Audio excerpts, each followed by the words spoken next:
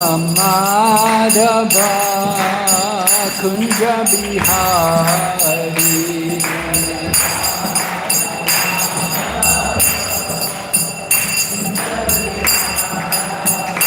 Jaya Radha Madhava Kunja Bihari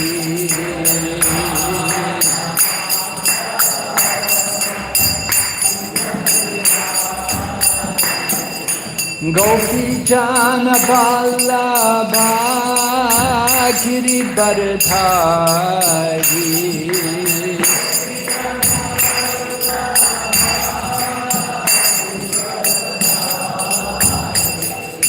Gopi Jana Vallabha Giri Bardhari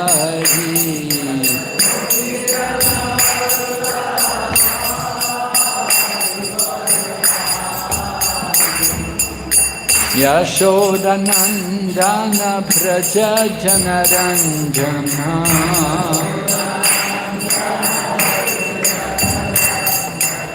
Yashoda Nandana Braja Janaranjana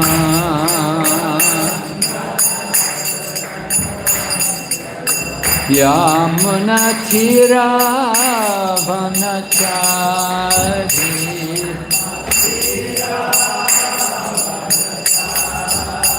Yamuna Tira Vanachari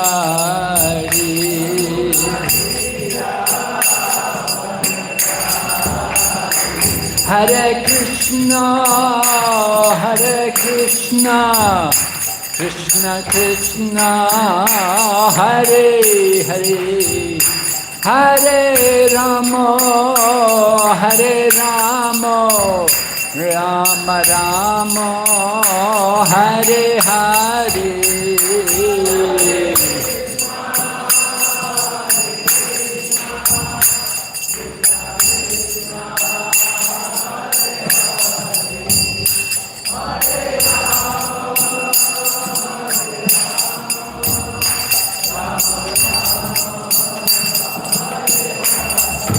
Hare Krishna Krishna Krishna Hare Hare Hare Rama Rama Rama Hare Hare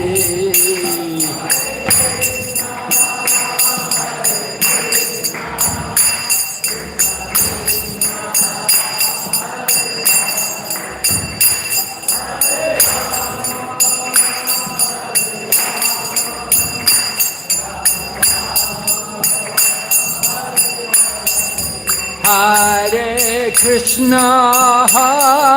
Krishna Krishna Krishna Hare Hare Hare Rama Rama Rama Hare Hare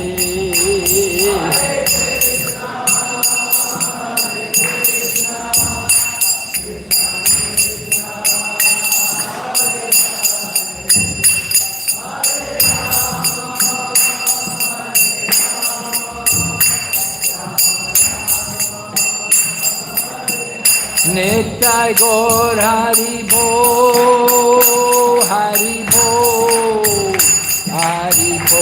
Nitai Gaur Hari Bo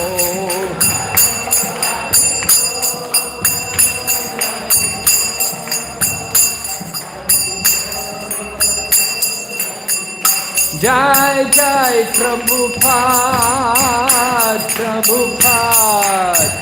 Prabhupada Jai Srila Prabhupada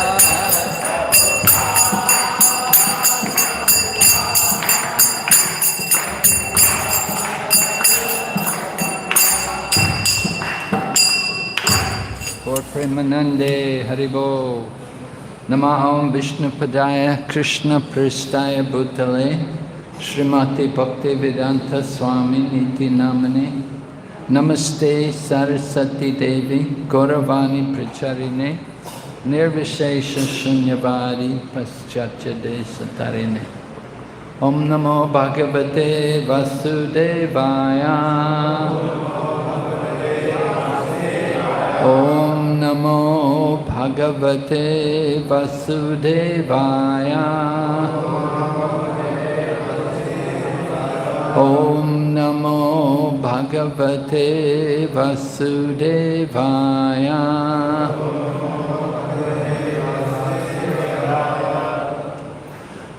So today being the auspicious day of the Tirobhava Mahotsava for Srila Bhakti Vinod Thakura and also Gadadhara Pandita, we will speak about the pastimes of these two great personalities. First of all, we will speak about Gadadhara Pandita. So Srila Gadadhara Pandita appeared in Mayapur Dham, there.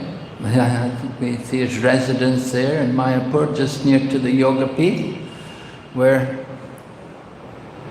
Jagannath Mishra and Sachimata lived, and where Sri Chaitanya Mahaprabhu advented himself in this world more than 500 years ago. So Srila Gadadhara Pandita grew up along with Nimai Pandit. But Nimai Pandit, in his childhood, or rather in his youth, he was displaying pastimes of scholarship. Gadadhar was already devoted, but Nimai Pandit was playing the part of a scholar, and he was teaching logic, and he had opened his school, and of course he'd met with Keshava Kashmiri, like that. And Nimai Pandit would make a point of finding the devotees, meeting with the devotees, and then arguing with them. And he would make some presentation based on grammar, and then he would ask them, to defeat it. And then when the devotees couldn't do it, then Nimai Pandit would defeat it. And so many times Nimai Pandit would just meet with the devotees, and he would just confront them and argue with them. And it got to the point that the devotees wanted to avoid even meeting Nimai Pandit. So Gadadhar was like that. Gadadhar was one of the devotees, and he was with the devotees, and they were always thinking, if that boy Nimai would only become a devotee, it would be very wonderful.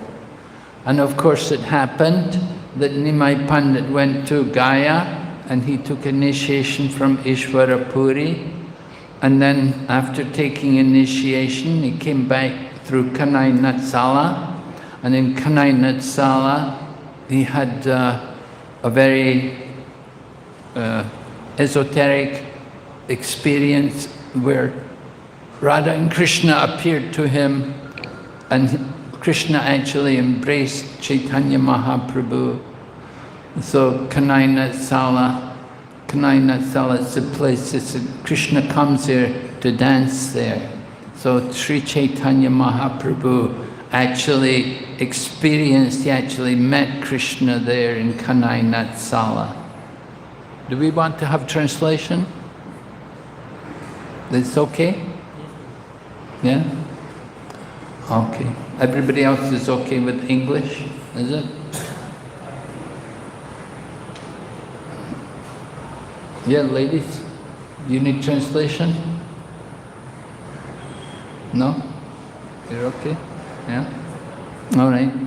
Because translation going on over here, if you want. All right, we'll continue. So Gadadhar was, when Chaitanya Mahaprabhu came back from Kanai Natsala, then they had the devotee, one devotee had seen the transformations which had taken place in Nimai Pandit and how he'd become a great devotee. So they were all astonished, and it was arranged they would all meet at the home of Suklambar Brahmachari, and they met together, and Nimai Pandit came, And then it happened that one Brahmana was reciting some verse from Bhagavatam, and Nimai Pandit, his bhava awakened, and all the devotees could witness the extent of the love of Chaitanya Mahaprabhu, the bhava and the prema which he was experiencing, hearing the glories of Lord Krishna. So Gadadhara Pandit was very, very attached to Nimai Pandit, and they were in the same school, they'd studied together, and Gadadhara always liked to be with Nimai Pandit. He wanted to always be with him. And it happened that one day Nimai Pandit, in his feeling of separation from Krishna, he approached Gadadhara and he asked him, "Where is Krishna? Where is Krishna?" And Gadadhara replied, "It's all right, he's in your heart. He's in your heart." But when Nimai Pandit heard Gadadhara say that Lord Krishna was in his heart, then Nimai took his hands and he began to try to rip open his chest. And he wanted to actually tear open his heart to find Krishna. And Mother Sachi had witnessed this, and she had seen how Gadadhara reacted to this. And Gadadhara, seeing Nimai Pandit try to rip open his own heart, he restrained him and he told Nimai Pandit, he said, "Don't worry, the Lord is coming very soon. Just be calm, just be patient. Just now, Lord Krishna will come." So Mother Sachi very much appreciated how Gadadhara had restrained her son from doing any serious harm or injuring to his own body. And afterwards she came to Gadadhara Pandit and she thanked him, and she said to him that, "You please stay with my son. Wherever he goes, you please stay with him and help him and guide him and protect him." So it did happen like that. Of course, later on, Nimai Pandit was to take sannyas. And at that time, when he took sannyas, then Gadadhara also went with him. But before that, you will have the meeting of Gadadhara Pandit with Pundarik Vidyanidhi. Nimai Pandit had told all the devotees that a great devotee is coming. You should all go to meet Pundarik. He's a wonderful devotee. So Gadadhara was anxious to go and meet Pundarik Vidyanidhi. He thought, a great devotee, a great Vaishnava is coming. I have to go and hear, get his blessings. But when Gadadhara came to meet Pundarik Vidyanidhi, he was surprised to see how Pundarik Vidyanidhi was sitting, how he was dressed and his attire, because Gadadhara was a brahmachari. And he was a very austere brahmachari, very renounced, you know. He wore very simple cloth, and he didn't eat a lot of opulent food. He very carefully controlled his senses. So he was a really strict brahmachari. And he came and he saw Pundarik Vidyanidhi. Now Pundarik Vidyanidhi was a landholder. He had a big estate. And he was dressed in opulent clothes. And he had, you know, rings. You know how Bengali people, they often put a ring on every finger, you know. And then they have these, he had some necklaces also, different jewelry on him, you know. And dressed also fine cloth, lace and silk. And his hair was also You know, he wasn't shaven-headed or anything, you know. He had some nice hair, well-groomed and everything. And then on his table where he was sitting, he had sherbet and different refreshments, and then there was namkins and sweets, so many things all there, you know. And so he was sitting there, and then somebody else was, his servant was at the side with the peacock fan and fanning him. And Gadadhara was watching and he's thinking, he's a great Brahmach, he's a great Vaishnava, what kind of devotee is this? And Gadadhara was thinking like that within his mind. So it was actually Mukunda who had told Gadadhara to come and see Pundarik Vijayanidhi. It was Mukunda, and Mukunda had come along with him.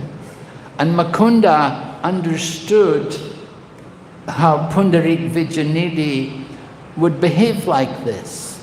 Pundarik Vijayanidhi, he liked to put on this show, you could call it a facade, appearing like a materialistic person. And that way, nobody would honor him as being a great devotee. He didn't want any kind of honor or respect for himself. So, you know, of course, we wear saffron cloth and we carry a danda and all this. You know, just people will give you respect. But Pundarik Vijayanidhi, he didn't want that. He just wanted to look like the other way. He wanted to present himself as being a big materialist. And Gadadhara thought, well, he's a material, he's a Vishayi. What could I hear from this person? But then Mukunda is there, and Mukunda could understand the mind of Gadadhara. So Mukunda began to recite that very nice verse from the Srimad Bhagavatam. Aho bakiyam stanakala kutam jagam sayapayanad api asadvi labe gatim datriyuchitam tananyam kamvadayalam sharanam brajema. Of course, Mukunda could sing it very beautifully, not like me, you know. I'm a Westerner, I cannot recite these verses properly. But it's a very beautiful verse, and the meaning, of course, is very special because it describes who could be more merciful than Lord Krishna, because he accepted Putana, who had come there looking or pretending to be his nurse, and she'd put poison on her nipple with the intention to kill this child. So Lord Krishna accepts her to be his nurse, and he liberated her to the spiritual world. So this was the great mercy of Lord Krishna.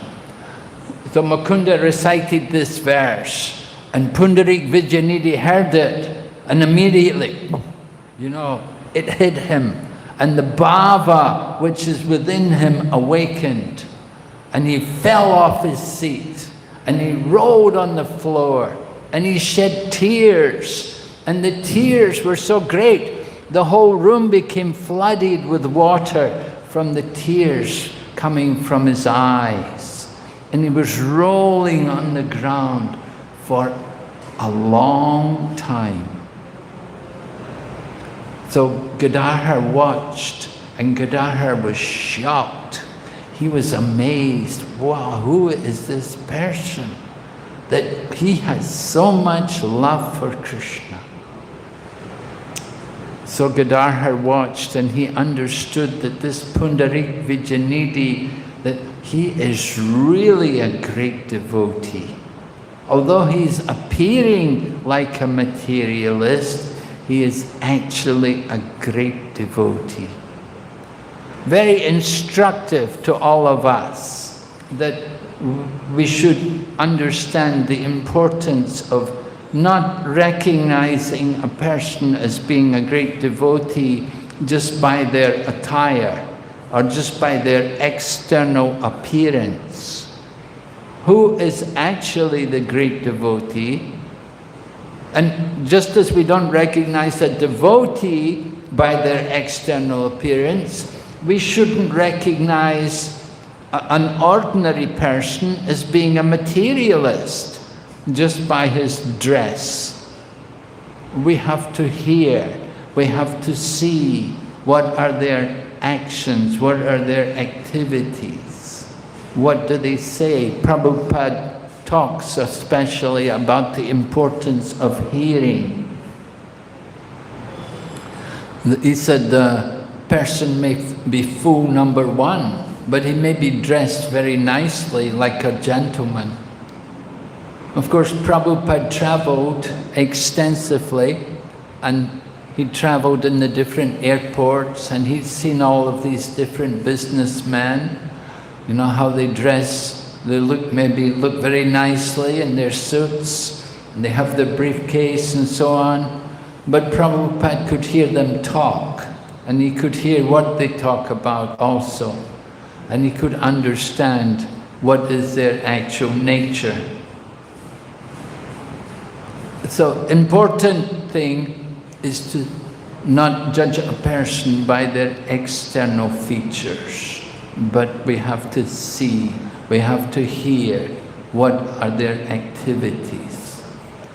So Pundarik Vijayanidhi showed his great love for Krishna. He revealed it unexpectedly. And Gadadhara felt very guilty that he must have committed an offense against such a great devotee.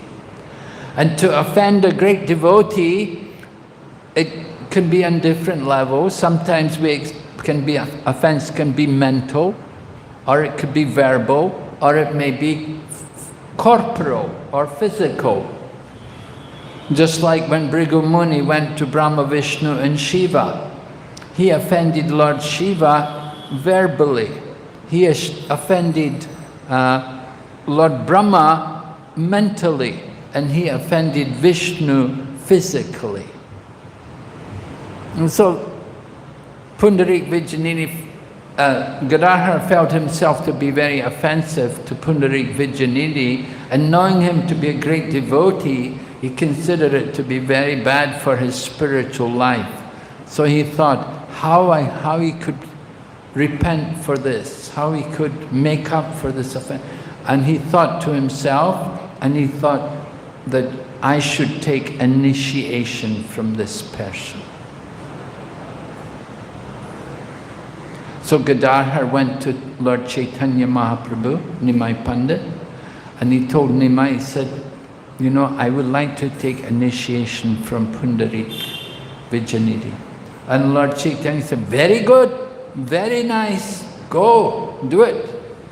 So on the auspicious day, Pundarik Vijayanidhi agreed, and he accepted Gadadhara Pandit as his disciple. Pundarik Vijayanidhi himself had been initiated by Madhavendra Puri. So Pundarik Vijayanidhi actually is like a godbrother of Advaita Acharya. So in this way Gadadhara got his initiation.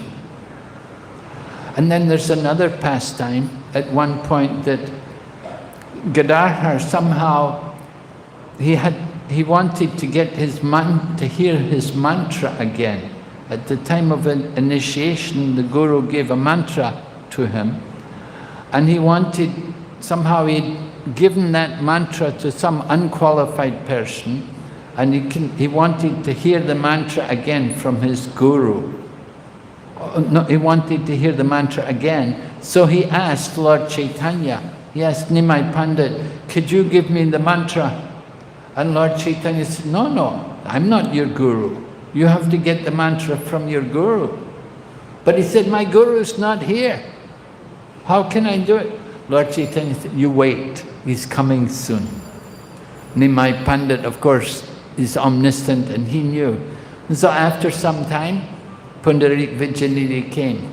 And in this way, Gadadhar came again to Pundarik Vijayanidhi and requested him, could you please reinitiate me, give me my mantra again, because somehow I've forgotten it. He said, I must have given my mantra to unqualified people, so I want to receive the mantra from you again.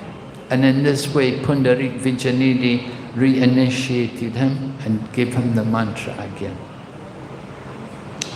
So then I said, Lord Chaitanya takes sannyas and Gadadhar goes with him.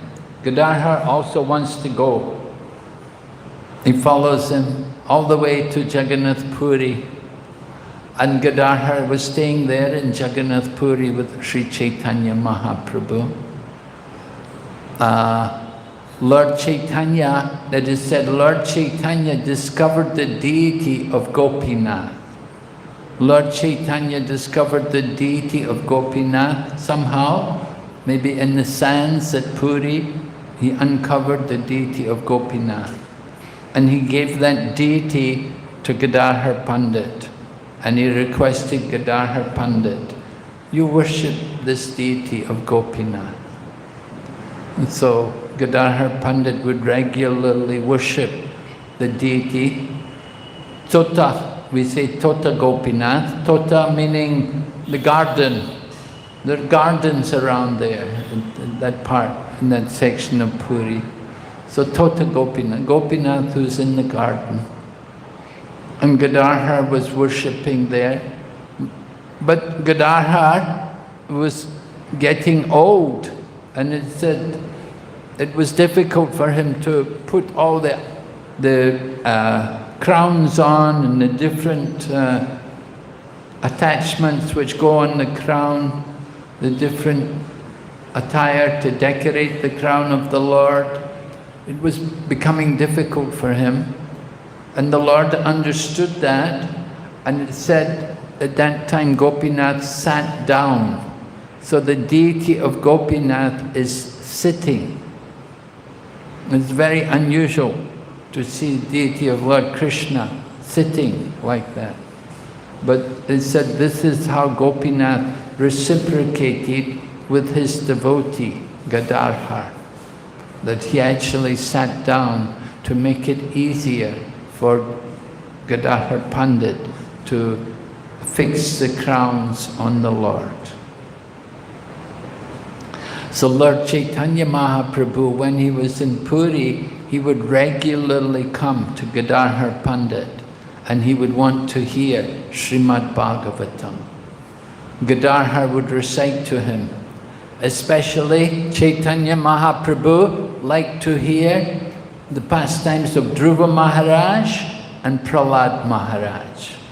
And it was Gadadhar who would read them to him. And Gadadhar would read, you know, those days there were no printed books. Everything was on palm leaves. And Gadadhar was reading. But when he would read, he would also feel ecstasy and tears would come from his eyes. And it would cause the smudging of the ink. So it happened after some time, it was Srinivas Acharya came there. He had received a blessing from Mother Sachi that you can go to Puri and Gadadhar is there, he will teach you Srimad Bhagavatam.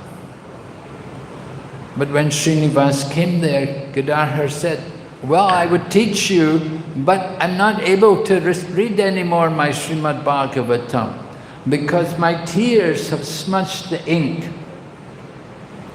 So Srinivas said, then I will go to Navadvip and I will get somebody to copy Srimad Bhagavatam, I'll bring it back. So Srinivas went all the way back to Navadvip and he got someone to write out again Srimad Bhagavatam on palm leaves. And he brought it back. And when he came back, Gadadhar Pandit had already disappeared. So Srinivas came there to Puri and he was when he heard Gadadhara had already left the world, he was heartbroken. But then he got a message. Gadadhara Pandita had told him that he said that when Srinivas comes, tell him to go to Vrindavan and to take shelter of Jiva Goswami. And Jiva Goswami will teach him Srimad Bhagavatam. So this was Gadadhara Pandita. Gadadhara Pandita, he took a vow of Kshetra Sannyas. Kshetra Sannyas means that he should never leave the holy place, that he would remain there in the holy place. And Bhakti Vinod Thakur considers that type of sannyas to be very appropriate for the Kali Yuga.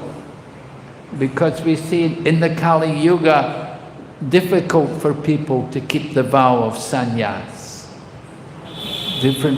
But Bhakti Vinod Thakur said easier for them to stay in the holy place.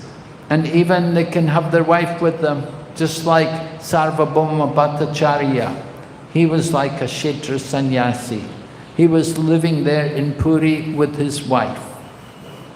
But he was like a sannyasi. So that he like Kshetra sannyas. So Gadadhara, he was the brahmachari, of course. He took also Kshetra sannyas. And he had also the Gopinath deity. But it happened that Lord Chaitanya decided he wanted to go to Vrindavan or to South India. And Gadadhara wanted to go with him. But Lord Chaitanya said, no, no, no, no, no, you cannot come. But Gadadhara was so attached to Lord Chaitanya Mahaprabhu. He said, no, I have to come with you, I have to follow. Lord Chaitanya, no, no, no. You have taken the vow, Kshetra Sannyas, and you have to worship Gopinath. How can you give up these vows? And it's mentioned, Lord Chaitanya was very concerned that devotees would not be whimsical in their devotional service. He liked to see them very steady and to maintain their service. Just like here in Kolkata, you have devotees, some wonderful brahmacharis who've been serving here for many, many years. Right? We won't embarrass them or make them feel uncomfortable by mentioning the names. But you know, there are devotees here who've been serving the deities more than 20 years and they just stay here and they're just absorbed in their service. Lord Chaitanya appreciated that mood. And when Gadadhara wanted to follow him, Lord Chaitanya didn't want. But Gadadhara said, no, I'm not following you. I'm just going on my own. And Lord Chaitanya would walk and Gadadhara would be behind. Lord Chaitanya would feel very uncomfortable. And he chastised Gadadhara. He said, you've broken your vow. You've given up your vow, Kshetra Sannyas. You've given up the worship of Gopinath. This is not good. Gadadhara said, I didn't give up my vow. He said, I'm following your lotus feet. Wherever your lotus feet go, that is a holy place. So I'm always in the holy place because I'm always seeing your lotus feet. Lord Chaitanya said, you go back to Puri and continue to worship Gopinath. So in this way, Lord Chaitanya chastised Gadadhara. And then Lord Chaitanya got in a boat, crossed the Ganga, and Gadadhara fainted and just collapsed. Sarvabhauma Bhattacharya was with him, and he revived him and consoled him and told him, this is the way of the Lord. You don't lament. So Gadadhara, it is said he is expansion of Srimati Radharani, that he is like the internal potency of the Lord.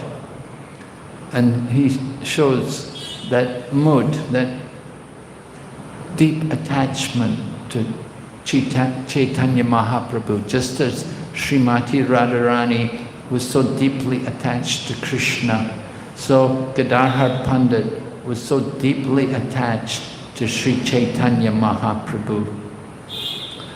And then when Sri Chaitanya Mahaprabhu left the world, Gadadhara also, he could not remain.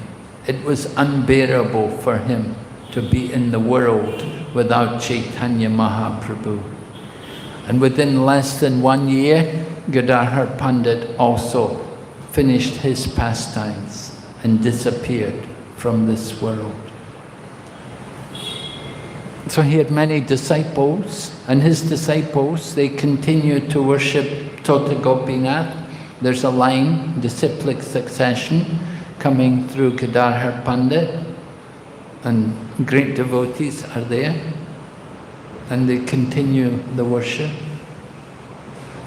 All right, so this is Gadadhara Pandit. Now Srila Bhaktivinoda Thakur, on the same day, Srila Bhaktivinoda Thakur, of course, a few hundred, 300 years or more later than the departure of Gadadhara, Srila Bhaktivinoda Thakur also left this world. And Srila Bhaktivinoda Thakur departed from the world also in Jagannath Puri. So we offer our respects to Bhaktivinoda Thakur. Namo Bhaktivinodaya Satchidananda Namine Gora Shakti Swarupaya Rupanuga Varayate. Right? The qualifications of Srila Bhaktivinoda Thakur, that he is Gora Shakti. He's got the energy of Sri Chaitanya Mahaprabhu. He must have had that Gora Shakti, otherwise how else could he have spread the Sankirtan movement? It was Srila Bhaktivinoda Thakur who rejuvenated the teachings of Chaitanya Mahaprabhu and brought them back to the standards which had actually been initiated by Lord Chaitanya Mahaprabhu. After the departure of Lord Chaitanya Mahaprabhu, things had degraded. There had been declines, and there were different Sahaja groups had become prominent, and you have the caste Goswamis and so many different things, different Sahaja groups, and it was Srila Bhaktivinoda Thakur who set about re-establishing the actual mood of Chaitanya Mahaprabhu and the spirit of the Gaudiya Vaishnav line. It was Bhaktivinoda Thakur who labored intensely to bring about this rejuvenation of Krishna consciousness. He not only chastised all the deviant philosophers, all the people who were going off and who were preaching wrong things, but he wrote voluminous literature describing the teachings of Lord Chaitanya Mahaprabhu. We note in the year 1896, he had written a book called Chaitanya Mahaprabhu, His Life and Precepts. And he had sent this book to a number of universities in the Western world. Particularly, he'd sent to McGill University in Canada. And the devotees went there, they went to the library in the 1960s, and they found the book. They actually found the book. It's still there in the library, which he had sent. Right? So that's like 1890, more than 100 years ago. Books are still there. So Srila Bhaktivinoda Thakur wrote very many literatures and commentaries. Srila Bhaktivinoda Thakur had to, with great difficulty only, he could find a copy of Chaitanya Charitamrita. There was no copies of Chaitanya Charitamrita anywhere. how to get a copy. It was only by great mercy that he was able to locate a copy of Chaitanya Charitamrita and have it copied. So Srila Bhaktivinoda Thakur, of course, has also given us so many wonderful songs which we enjoy singing. Like he wrote a book of songs called Sharanagati. And in that book of Sharanagati, he goes through the six different kinds of surrender. You may know there are 6 items of surrender. Anuko yasya sankalpa, pratiko yasya varjanam. Like that, accepting everything favorable for devotional service, giving up everything unfavorable for devotional service, knowing that only Krishna can protect us, knowing that only Krishna is maintaining us, having no desire separate from the desire of Krishna, and always being meek and humble. So on each of those 6 items, Srila Bhaktivinoda Thakur wrote a number of songs. And we sing songs like Shuddha Bhakata, right? Shuddha Bhakata Charanarenu Bhajana Anu. This song describing all the items favorable for devotional service.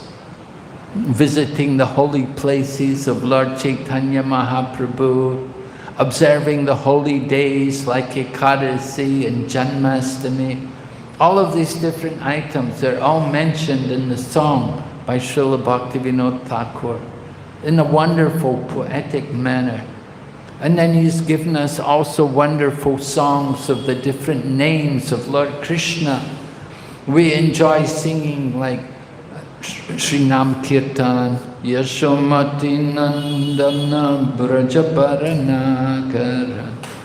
So Srila Bhaktivinoda Thakur penned. And then also Vibhavari Shesha Loka Pravesha. Morning songs. Odila Aruna Purabhabhage Jivamani. All of these songs, they're all Srila Bhaktivinoda Thakur. He gave us so much.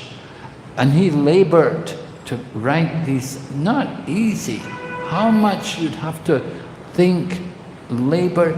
You know, sometimes we think, oh, so easy, you just write it, you know.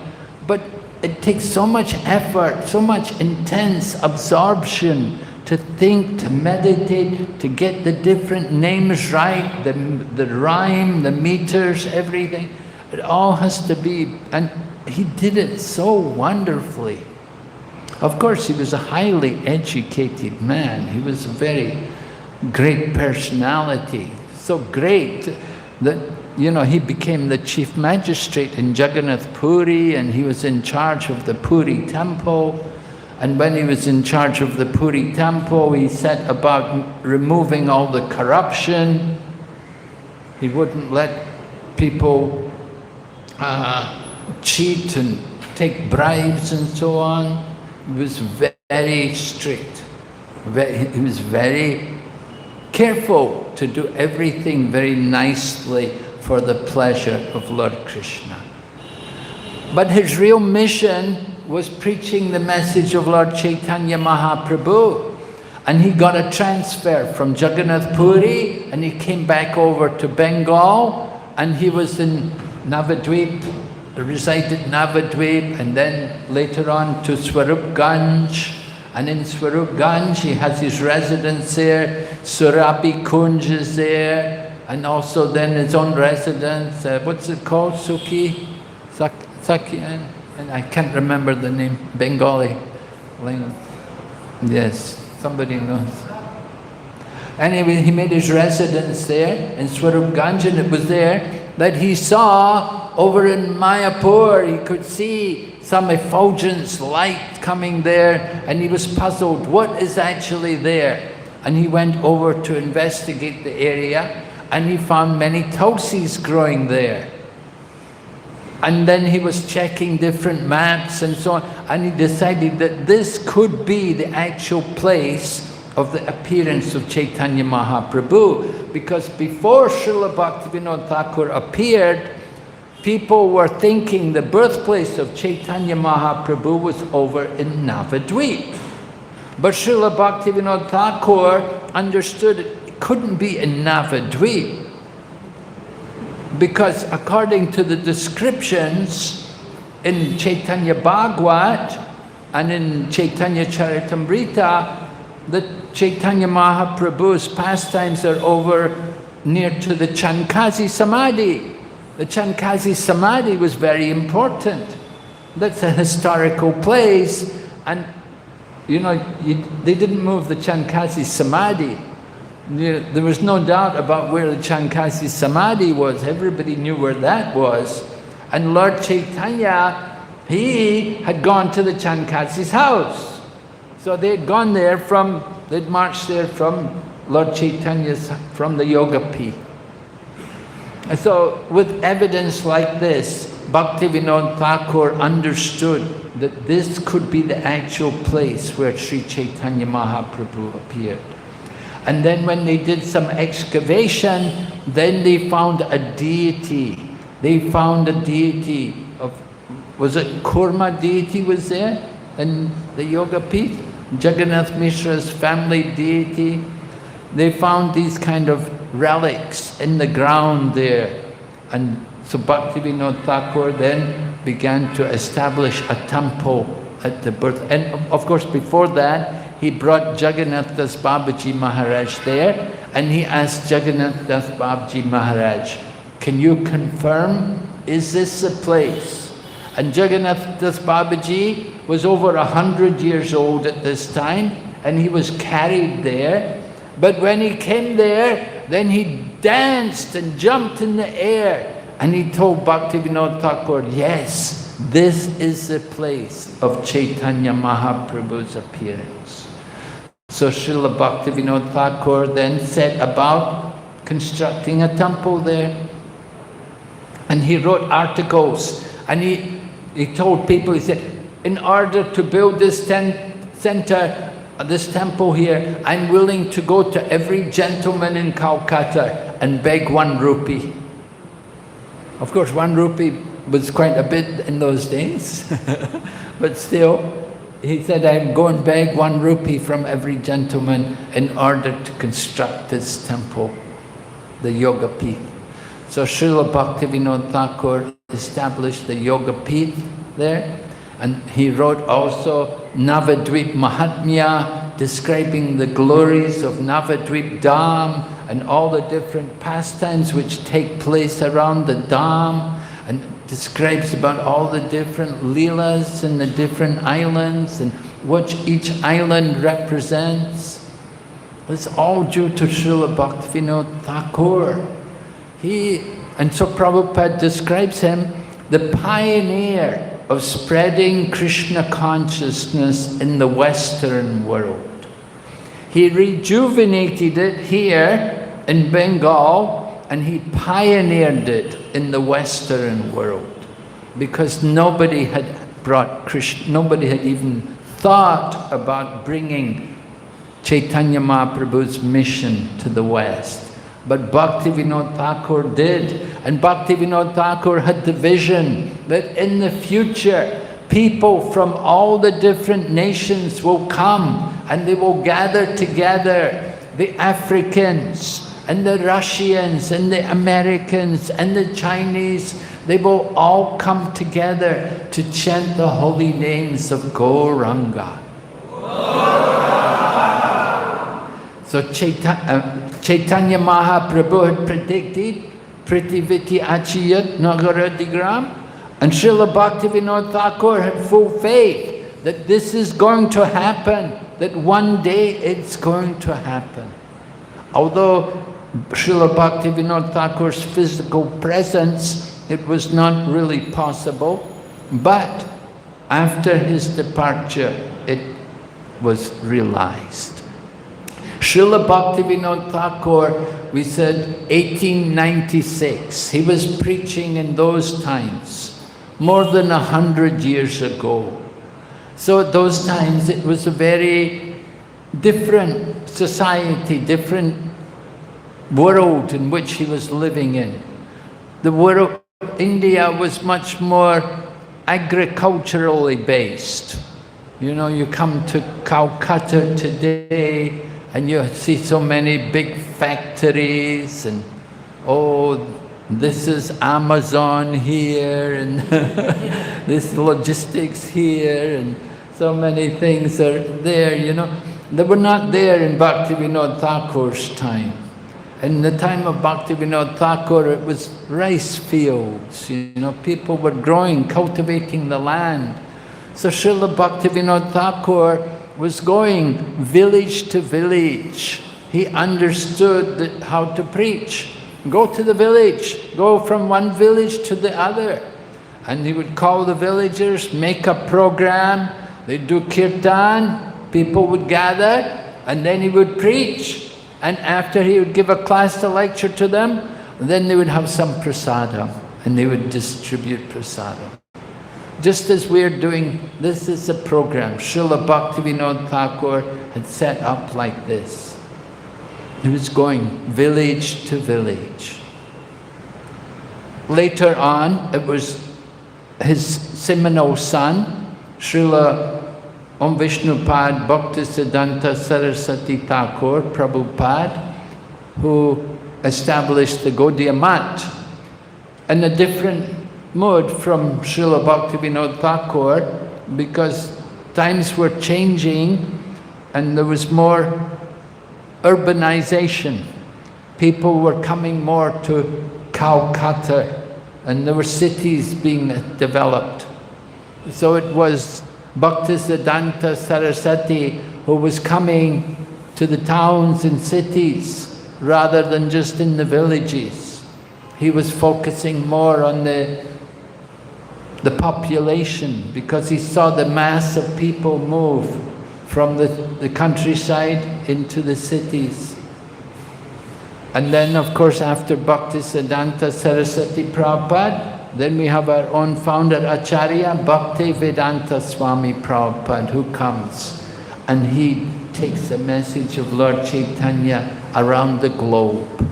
Not just in India, not just to Burma or Nepal, but around the whole world. And in this way fulfill the desire of Srila Bhaktivinoda Thakur. So Srila Bhaktivinoda Thakur, he departed from this world in Jagannath Puri, and he had a large family, of course, Bhaktivinoda Thakur. He had like 12 children, and he trained them all to be devotees. Not only Bimal Prasad, who became Bhaktisiddhanta Saraswati Thakur, but he trained all of his children to be devotees. Some time ago, I remember in Prabhupada's time when Srila Prabhupada was here, one of our devotees from the West had come, and somehow he went and he found out one of the sons of Bhaktivinoda Thakur. One of the sons was still living at that time, and he went and he brought him here to meet Srila Prabhupada. And Srila Prabhupada was very happy to meet him. And there was also Lalit Prasad. Lalit Prasad was another son of Srila Bhaktivinoda Thakur. He was the youngest son, I think. So Prabhupada also met with him. So Srila Bhaktivinoda Thakur, however, he retired to Jagannath Puri. In his old age, it was difficult for him, but he would tell his servant, "Put me on a horse and take me for preaching." That was his mood. Even though he could not walk, he said, "Just get a horse, put me on the horse and we'll go for preaching." So Srila Bhaktivinoda Thakur had that kind of mood that he wanted to preach so much. And he did so much preaching in his time. And he gave us so much inspiration for preaching. He tells us how to do this namhata, how to organize this marketplace of the holy name. He's given us so much mercy. And this is the day when he concluded his pastimes here in this world to return to his eternal Leela. So we're praying to Srila Bhaktivinoda Thakur, as well as Gadadhara Pandita and all the acharyas, that we want to continue this Krishna consciousness movement more and more, to distribute to every corner of the globe, and to give everyone the opportunity to hear the holy name of Lord Gauranga and to taste the food offered to the Lord, and to let them know also about wonderful personalities like Srila Bhaktivinoda Thakur. All right? So, any questions? Yes, Prabhu? Any comments or questions? Maybe some... Yes, Prabhu? Yeah.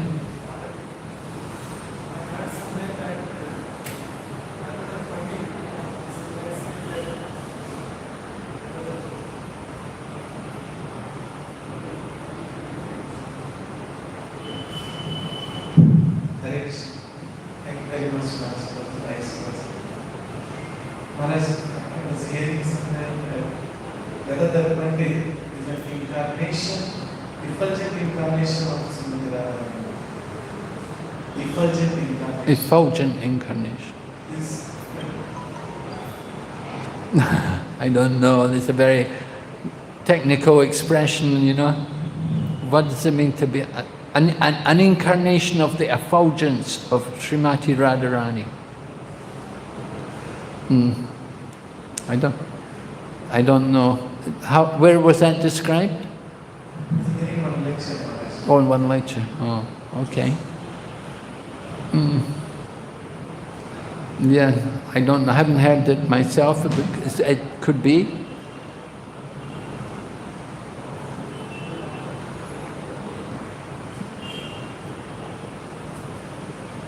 They're saying that Gadadhara Das. Huh? They're saying that Gadadhara Das, not Gadadhara Pandita. Gadadhara Das. Oh, Das. Gadadhara Das. Oh, really? Well, that's a different personality. Yeah. Maharaj, Chaitanya Mahaprabhu, he put the Radharani in harm and that golden complexion. So Chaitanya Mahaprabhu also have this and Gadadhara Pandita. So what is the difference between this? Well, one way we could understand it is that Chaitanya Mahaprabhu himself would come to Gadadhara Pandita to associate in order to learn more the bhava of Srimati Radharani. Understanding Gadadhara's identity, you know, as we say, you know, the Gauragana Neshtapika says also Pundarik Vijanidhi is Maharaj Vrishabhanu. And so Sri Chaitanya Mahaprabhu would associate with Gadadhara, appreciating that he can learn more the mood of Srimati Radharani, to cultivate that Radha Bhav from his personality. That's one way to understand it. One more thing. We heard that Bhaktivinoda Thakur left this world in Kolkata, in British. He left it where? Kolkata. Kolkata? Yes. Oh, really? In British, there is one bed, you know, half of the bed was taken still. This is the half of the bed is there in his home. Bhaktivinoda Thakur. Oh. I've heard it differently. I don't... Somehow... Anyway, they made his samadhi in Swarupganj. Samadhi is there. There are different... I don't know, different opinions about these things. You don't know what's authorized and what's the actual facts. Maybe some of the scholars know better. Some of our academic scholars. There's that one devotee who is a professor in college in America, and his focus is on the life of Bhaktivinoda Thakur. So he would probably know more accurately these details.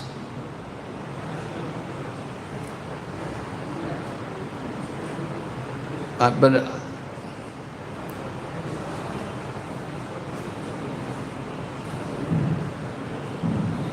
Hare Krishna Maharaj. Maharaj, where is the Samadhi of Gadadhara Pandita? where is the Samadhi of Gadadhara Pandit? Well, I don't know. Offhand, immediately, sometimes they make Samadhis in different places. They make just like we have a Smriti Samadhi for Jayananda Prabhu in Jagannath Mandir in Rajpur. They have what's called a Smriti, and we have also Prabhupada's Pushpa Samadhi in Mayapur. And so Gadadhara Pandit, what happened, I don't know where his Samadhi is, where it would be. I don't know how he disappeared from the world. But he would disappear in Jagannath Puri. I don't know the details. Must be somewhere there in Puri. If they made the Samadhi at all. For great personalities, generally, we don't like to speak about their disappearance.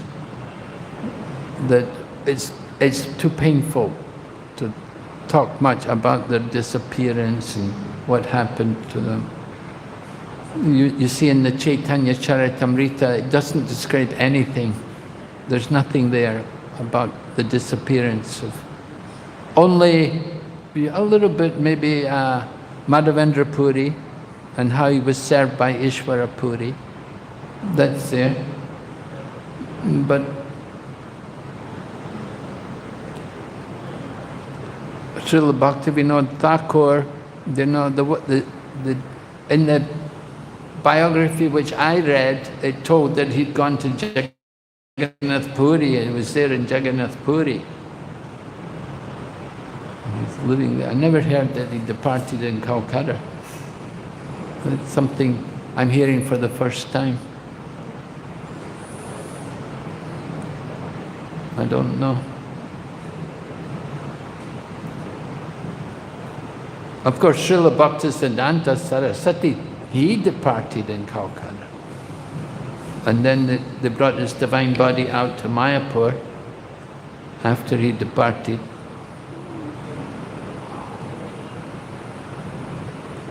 But Srila Bhaktivinoda Thakur, because that was a long time ago, when 1896 he wrote, what was the year of his departure? Anybody know? It must have, it's about 1913, because it was about the same time, a year later, Gorkishore Babaji also departed.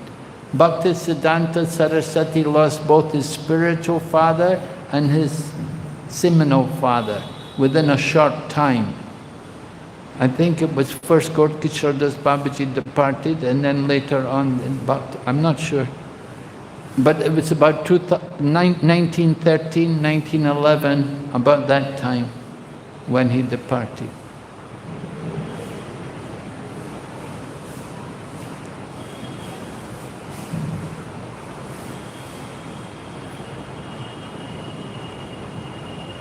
So Srila Bhaktisiddhanta Saraswati, he spent 20 years, he departed 1936. So there's about 25 years he was preaching without Srila Bhaktivinoda Thakur there. But Srila Bhaktivinoda Thakur had trained him so much for preaching, he'd given him so much education.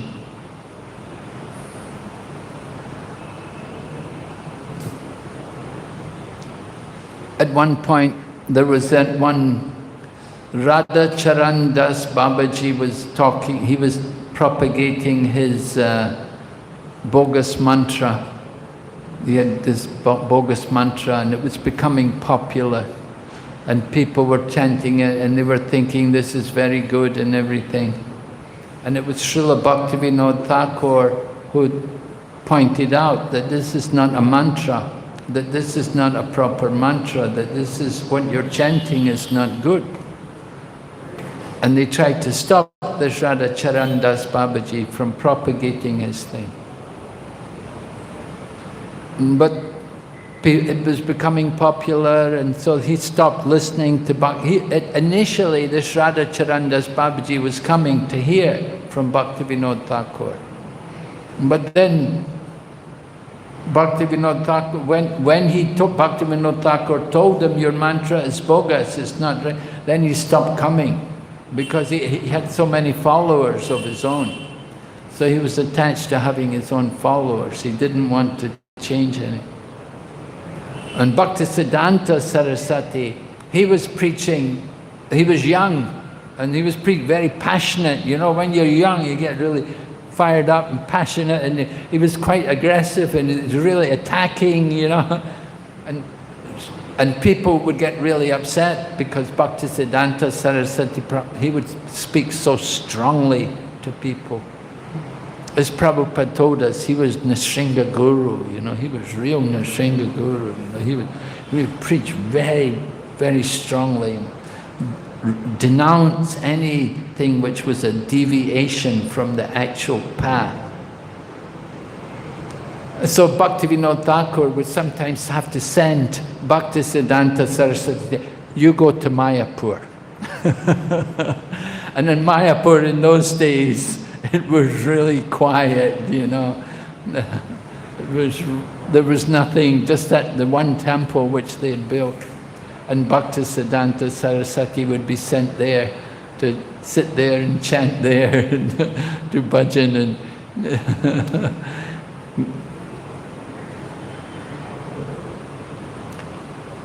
And so Bhaktivinoda Thakur would do things like that, you know, just to calm the situation, because this Babaji, this bogus Babaji with his mantra, he had followers, and it was making difficulty. There was some conflict, and Bhaktisiddhanta Saraswati was preaching strongly. So Srila Bhaktivinoda Thakur wanted to keep it calm. He didn't want anything to get, you know, too upset. So he told Bhaktisiddhanta Saraswati, better you just go to Mayapur. Be in Mayapur.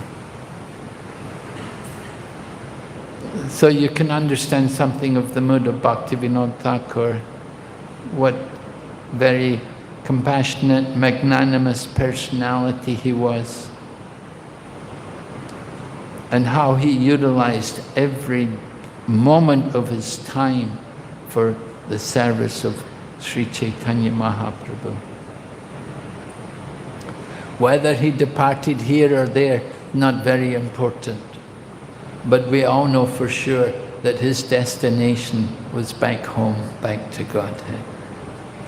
So Srila Bhaktivinoda Thakur ki jai, Srila Gadadhara Pandita ki jai, Srila Bhaktivedanta Swami Prabhupada ki, Gaur Premanande.